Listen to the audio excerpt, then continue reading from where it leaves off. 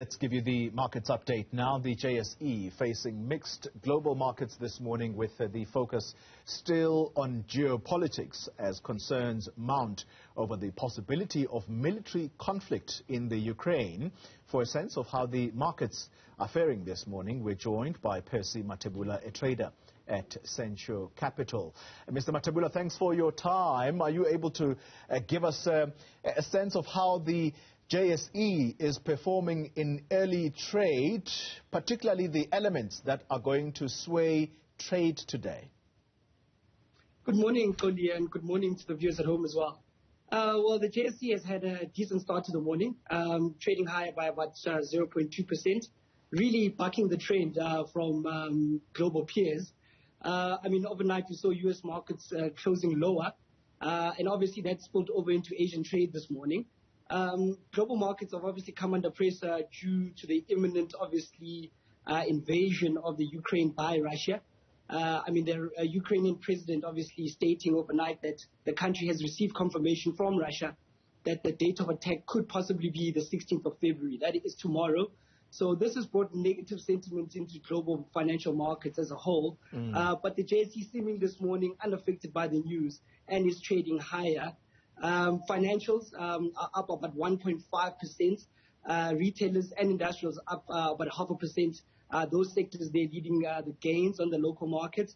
Telecommunication stocks and energy stocks obviously carrying the wooden spoon today, down about 1% and 0.5% respectively. Sure. Let's talk commodities. Brent crude, the futures holding above the $95 per barrel mark in early trade. That's hitting a fresh 7-year high of $96 in the previous session.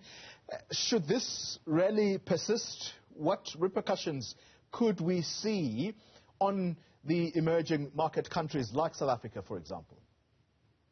Yeah, well, this oil price rally really has been stoked by obviously this imminent invasion by Russia on the Ukraine. As we know that Russia is a big oil exporter to the rest of the world. And if this invasion obviously had to happen with the country obviously going into war with the allied forces, you would expect obviously some global supply of the commodity to be impacted quite severely. And obviously subsequent to that, we've heard obviously from NATO that if Russia does obviously go ahead with this invasion, that they could expect sanctions. And obviously these sanctions on Russia would further obviously decrease global supply of oil in general. And that's what's obviously pushing up oil prices in general. Of course, we are returning to some kind of normality globally post the COVID pandemic. So obviously travel obviously has increased. And obviously that has also increased obviously demand for the commodity, obviously oil. And that has also pushed up prices substantially. Obviously for emerging markets like us, especially us who don't obviously export the commodity oil at all. This has big implications on the inflation side. We know that our inflation is heading higher at the moment, with global inflation also heading higher, just with the increased liquidity obviously that was obviously added to global markets, obviously just to try and recover from the COVID pandemic. So our inflation outlook does not look great. And especially if oil prices do remain at these high levels, you could expect our inflation numbers to obviously tick higher. And that will obviously force the South African Reserve Bank to increase interest rates, obviously to try and keep those inflation numbers under control. Yeah. So that doesn't look great. Obviously, increasing rates here will obviously put pressure on the consumer in general. And therefore that will impact the economy as a whole. Yeah. Let's quickly talk company news. Shares in Avenge plunging by almost 18% to 22 Rand. Two quick questions there. What happened and how's this share price performing this morning? Yeah, so the company yesterday released a trading update for the past 6 months. The company was obviously informing investors that it expects earnings for the prior 6 months to be around 210 million Rand. This number is 70 million Rand less than the past comparable period, which translates into obviously a 33% drop in earnings for the business in the prior 6 months. Obviously, management saying that the operations have been hampered by obviously the COVID lockdowns and restrictions that the country has gone through.